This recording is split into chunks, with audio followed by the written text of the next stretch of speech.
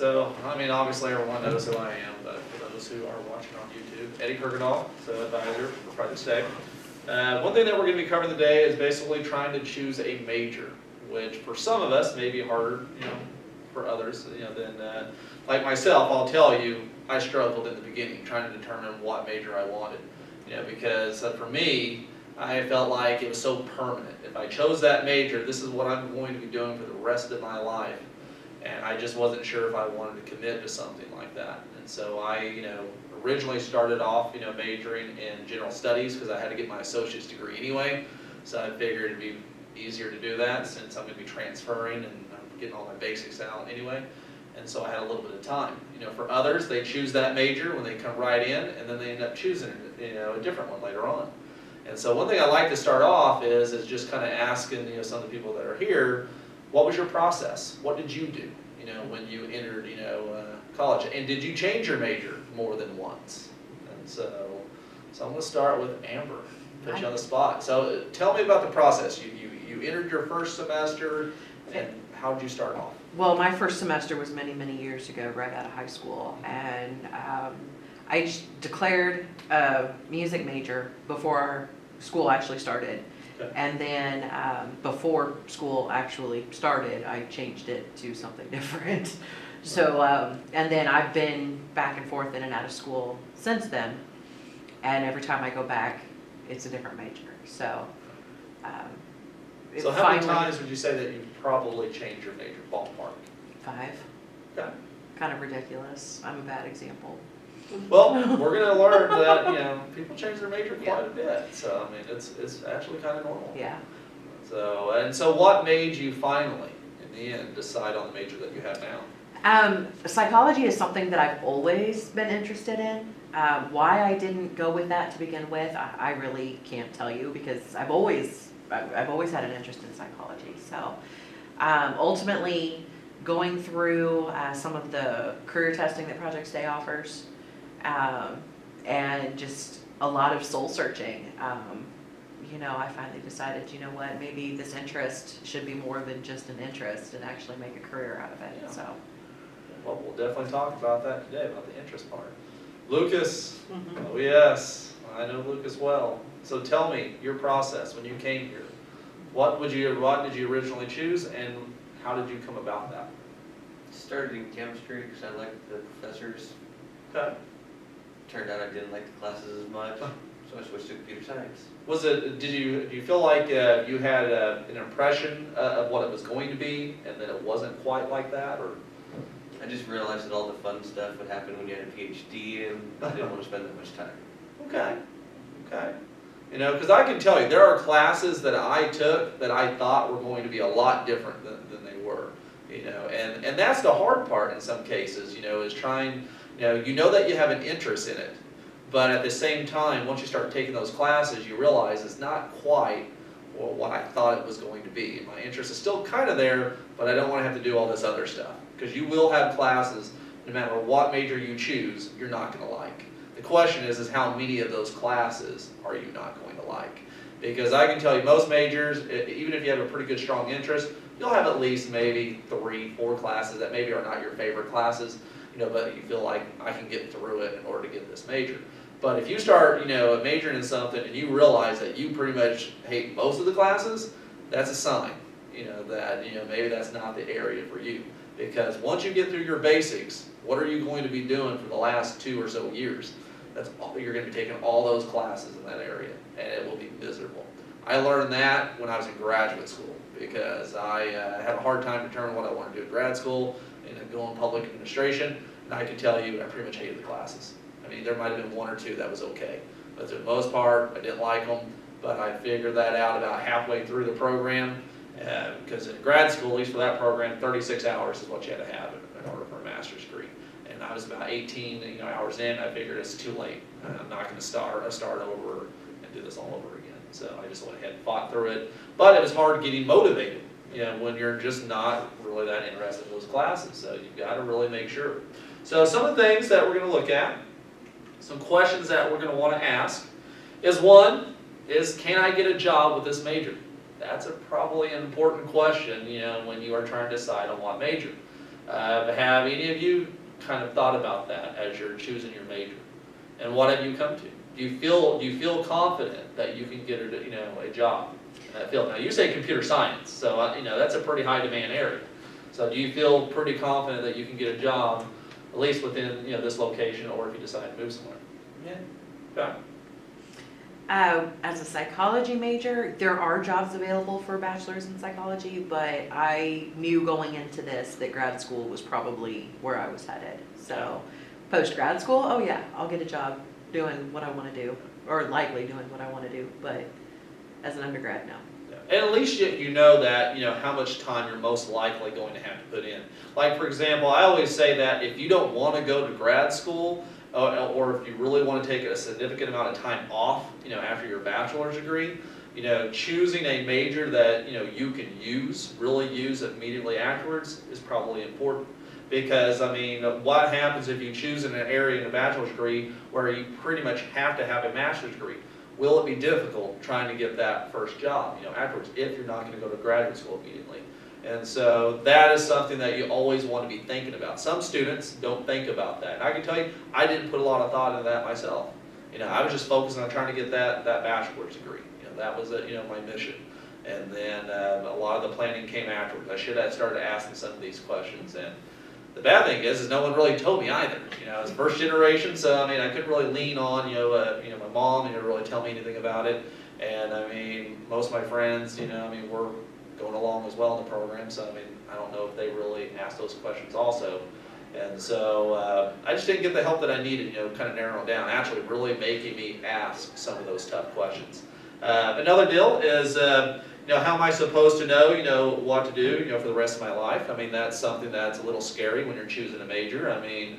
Because I say if you can't see yourself doing that 15, 20 years from now, that should be a sign that maybe that's not really the area that you need to be doing.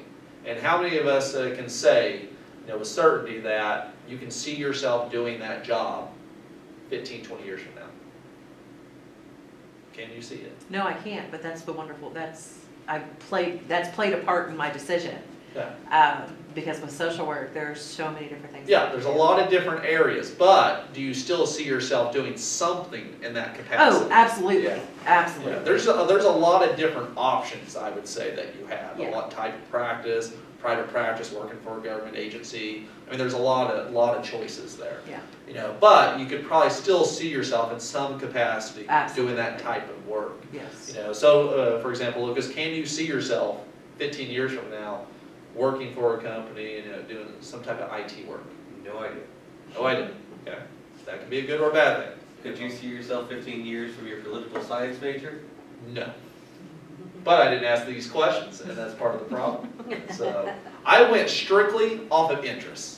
Because I had the hardest time, like I said, when I was working on my associate's degree in general studies, I tried to take a variety of classes because if I did general studies, it gave me more options for electives. And so I was taking those electives trying to determine what I liked. It seemed like I kept taking history-related classes, Western Civ, government, and I was more drawn to that. But I was still iffy what I wanted to do.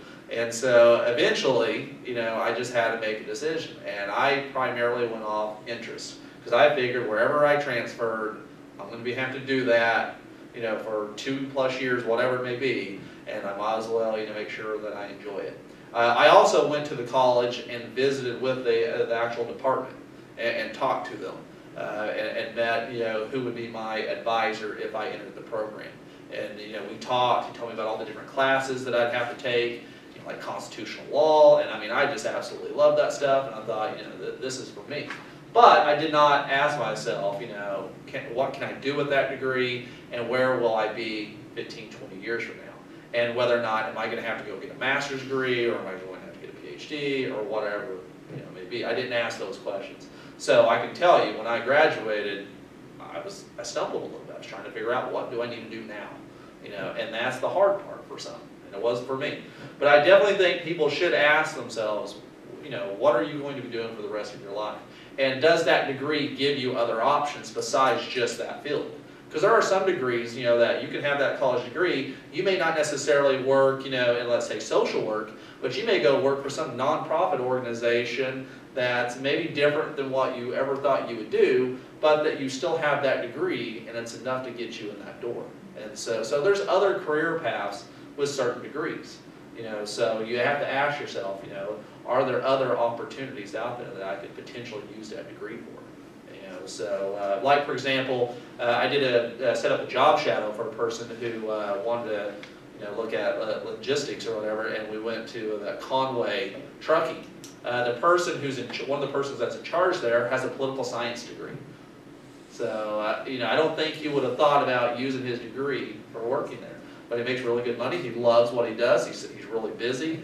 I mean, he certainly has to write, reports and stuff. So that training, of writing a lot in political science actually helped him, when it comes to that. So, and he deals with people on a daily basis. So that's a little bit of their PR type stuff, and he really likes it. So you never know what you can do with these degrees.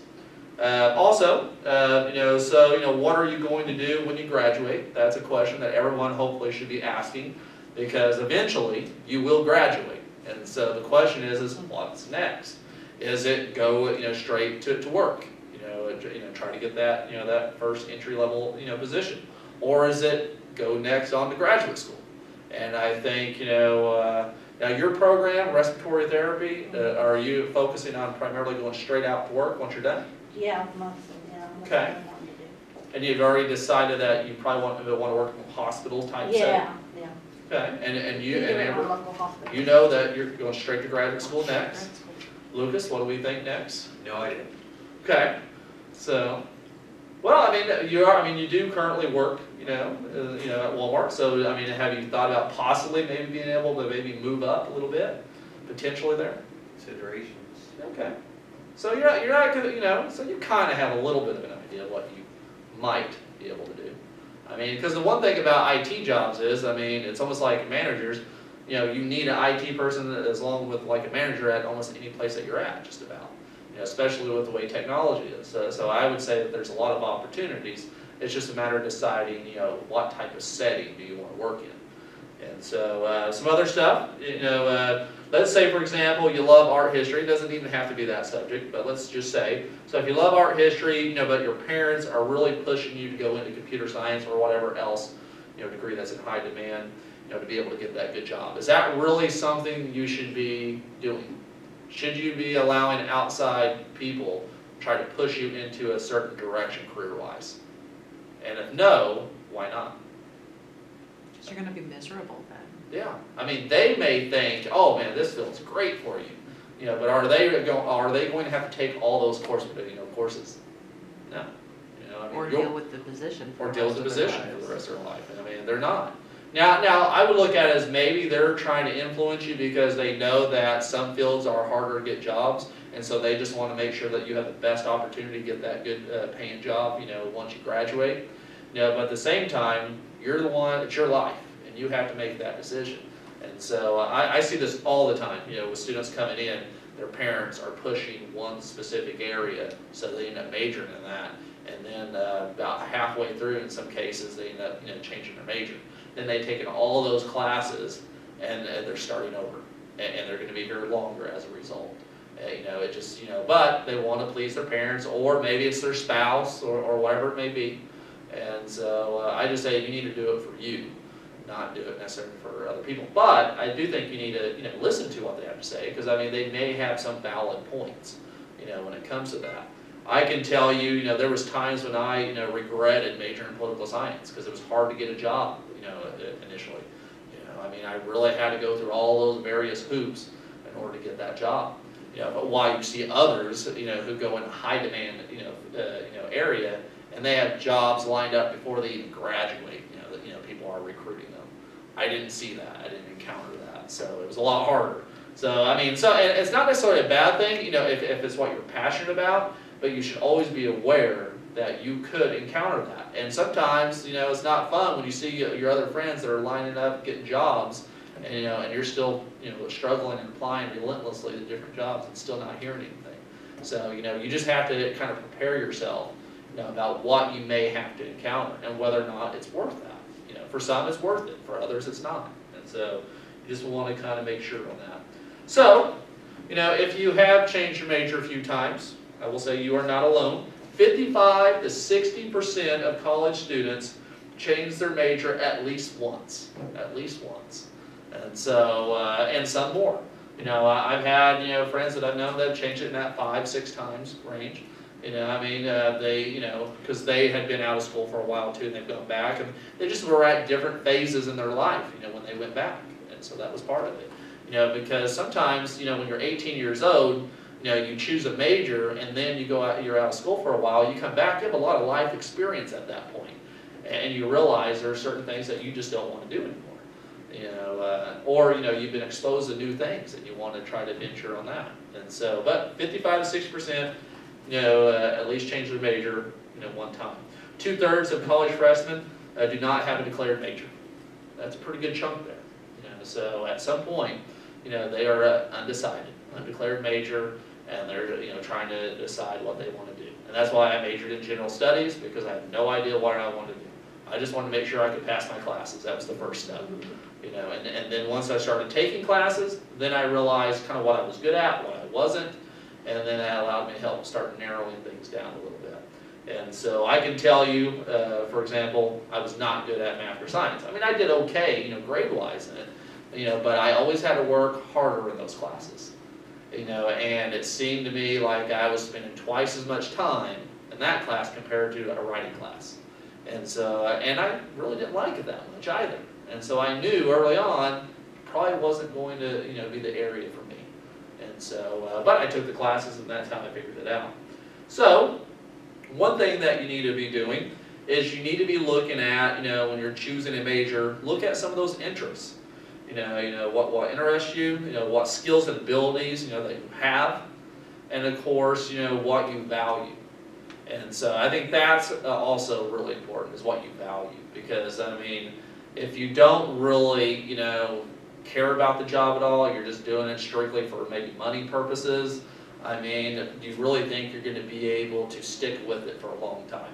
You know, if you really don't like it and it doesn't match up to your values. You know, so that is always something I think is important.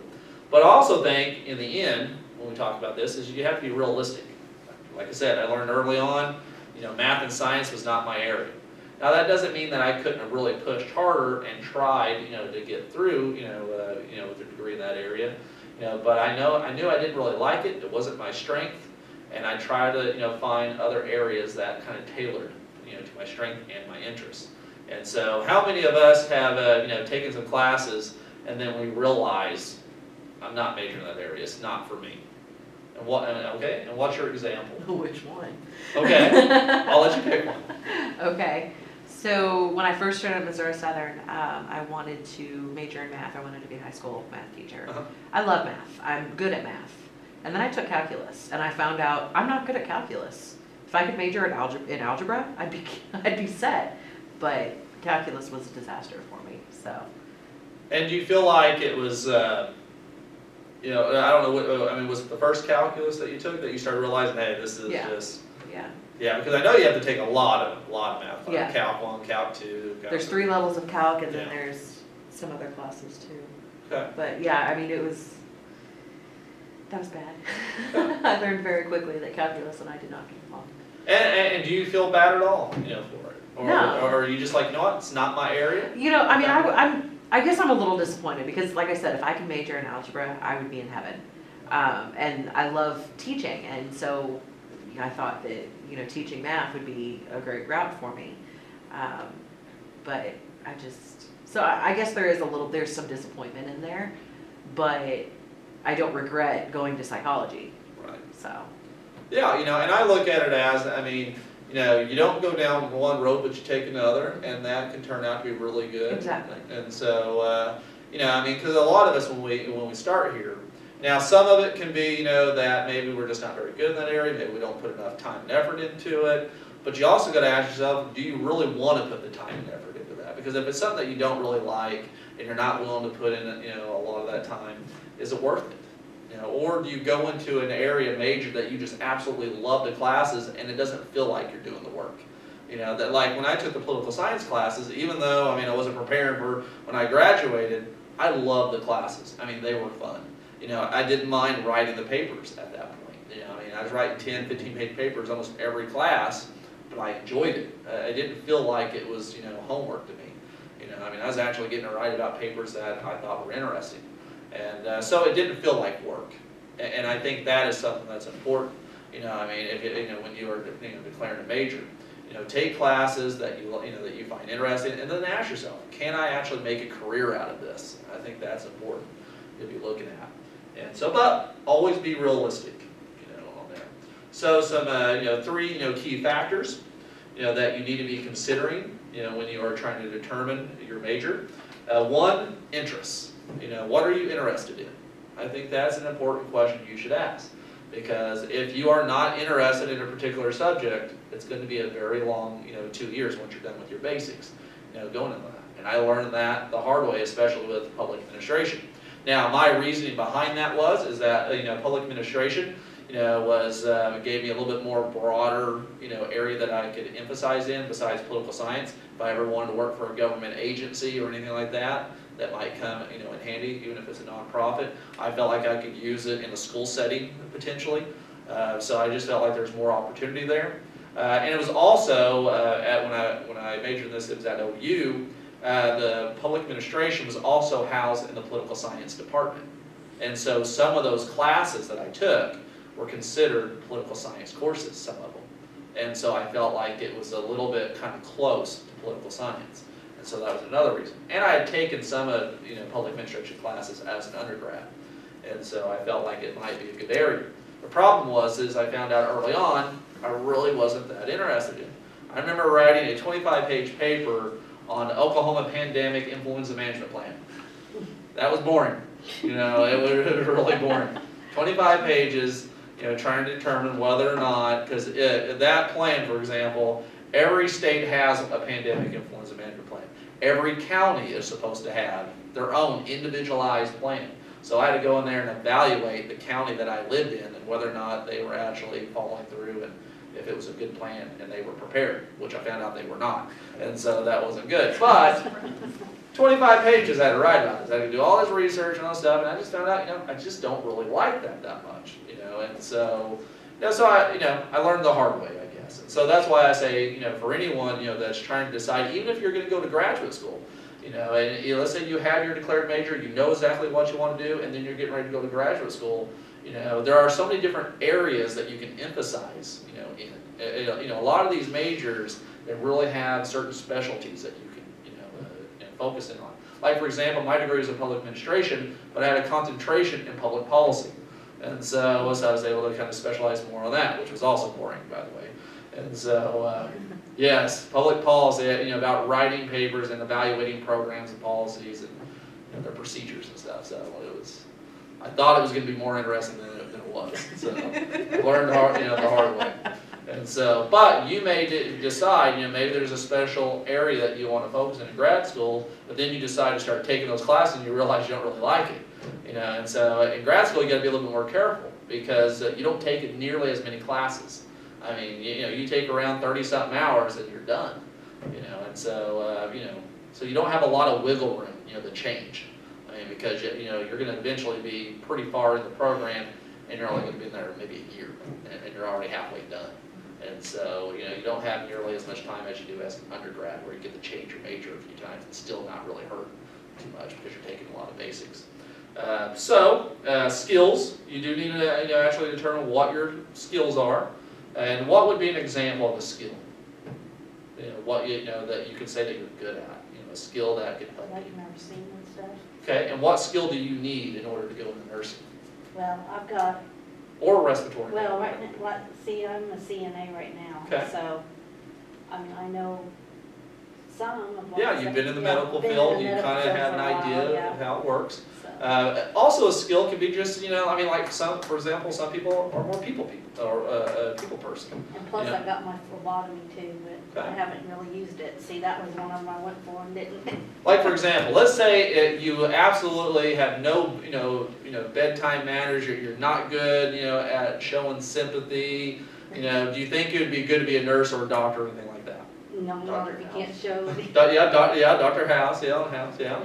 So yes, I mean, I think that's a certain skill. You know, I mean, you know, being able to relate to people, having a certain compassion for others. I mean, it's the same thing if you go You gotta into have social work. patience. If you're not very compassionate about others, I mean, that might not be the best area to go into. Right. So you do need to have a certain type of skill set, for that.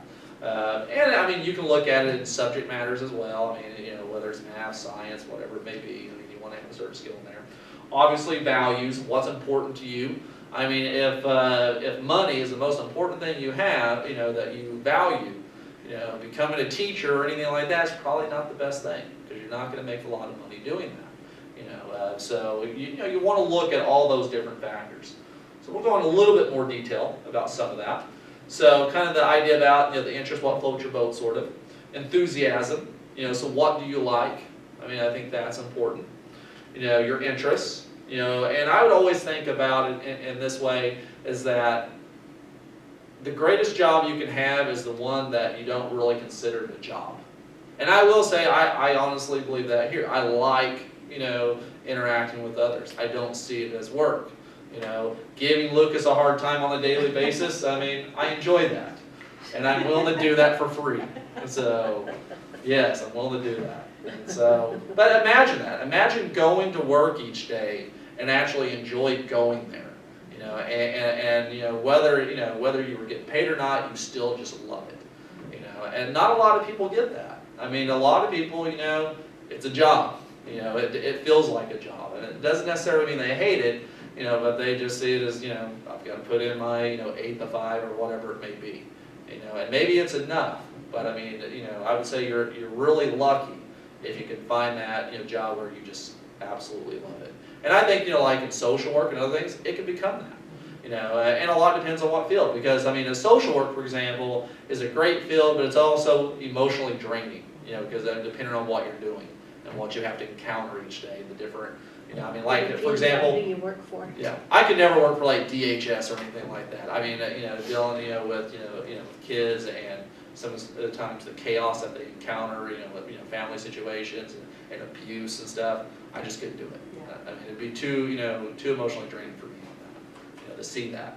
But for some, maybe they don't necessarily like that, obviously, but they feel like they are making a difference and they're being an advocate, for whoever that person that they're working with. So to them, it's enough, and so they have that enthusiasm. And so also, you should look at your skills and ability. I mean, like we talked about before, I think you need to determine, what are your best subjects. I think that's important, for school, because at the end of the day, no matter what, major you choose, I mean, one day you are going to have a career in that, but you have to take those classes first. And so you may say, I want to be an engineer. But then you find out, well, I've got to take, calculus, I've got to take all this other courses, and then you realize, that's not my area, I can't do that, I mean, I knew that calculus and all that stuff was not going to be for me. I mean, I knew it right off the bat. I mean, so math was always an area that I struggled in a little bit more, that I had to put in more time, and I just knew I didn't want to put myself through that, I guess, and so for others, I've seen some that maybe it wasn't their natural area, but man, they just put in all the time and the effort, and they were able to do it. But it was worth it to them to do that, and I just knew that it wasn't for me on that. Now, you should also ask yourself what activities come easy to you, or you may say what subjects come easy to you. I enjoyed writing. I felt like that was an easier area for me. I mean, they could give me a topic, and I may not know hardly anything about it, but I could easily write a 5 or 10 page paper and make it look like I understood what I was talking about in some cases. I knew the mechanics of it, how to write a paper, how to use citation. It always felt a little bit more natural, for me. But others struggle sometimes with that, So I mean, but I knew that was an area for me. And so, for example, you're wanting to go more the social work route. Do you feel like writing is a strength for you? Yes. And so that means that you're because once you go to grad school, you're going to be writing a lot, and it's going to be more writing intensive, but you already know that that's a strength of yours, and that you can do that. So it seems to me like you've learned, through the years and different, programs and that you've gone through, what your strength, what your weakness, what your passion is, and you know what's coming, by choosing that area. So what's some of our strengths? Examples of a strength that we feel like we have, of a subject-wise that comes natural for us. So Janetta, what's an area? Well, some writing, I mean, because I do like I didn't think I would when I first started, but I've done a few of the English classes on Okay, so you feel okay with writing? Yeah, What about, some of the science classes that you've taken? right now I'm in A&P and I'm like, I mean, I like it, I actually like learning snow, but it's just like so much information to. Well, I can tell you, I've never met a person yet here that has said that the AP class is easy. So, I mean, it's always a challenge, but you have that interest in it, and if you're willing to put in the time and effort, probably can do fine. And what's your interest, Lucas? If you have an interest, you have no idea what your interest is. I'm not good at evaluating myself. Okay. It's not one of my skills. Okay, hey, there you go. I mean, so, well, do you like technology? Somewhat. Okay, so somewhat there, okay. Do you spend time, using technology, whether it's video games, whatever it may be? Most people do now. Okay, so let's see, so, I mean, and you're a computer science major, so, I mean, you have a lot of interest, when it comes to, technology and stuff, and of course you're majoring in that. Do you feel like the classes that you could potentially take in computer science can help you do things that you want to do in your own personal life? Possibly. Okay, example. There's an app development class that seems like it'd be fun. Yeah, so there's some interest there. Now, of course, now I hear a lot of students, they wish that they had like, where they could teach them how to learn how to like build video games, classes, like that. I don't know if they have it or not, I don't think they do. But, but you're taking something that you really like, and then you're trying to find an area where you can develop those skills. And I think with computer science, you can do that. And so, next. Also, some important questions that I think you need to ask. One, is actually, when it comes to values, think about family. Family is important. I mean, even if you don't have a family right now, eventually one day you will have a family. And you've got to ask yourself, does spending time with your family, is that important to you? Because there are certain occupations where you're going to be working 50, 60 hours a week, and it may be a little bit more difficult to spend time with your family. And so you got to ask yourself, is it worth that? Is it worth, working 50, 60 hours a week? Or do you want a job, where you have a little bit more time, a little bit more balance? Like for example, my wife, when she started out, she wasn't 100% sure what she wanted to do. She knew she liked, kids and working with kids. And she knew that she, really wanted to be able to make a difference in their life. She didn't really know which path to go towards that. And I remember asking her some questions, I asked them questions like, well, I mean, do you want your summers off? Do you want to have, like those Decembers, during the holidays off? I mean, do you want this? Do you want that? And she's like, yeah, I do. I asked her all these questions, but I didn't ask them myself. So I don't know what's going on. So, but so she realized teaching was for her, because of the balance there. She knew she had the passion, with working with kids. She also wanted to make sure that she, one day when we did have a family, she was going to have time, with them. And so now that I have a son,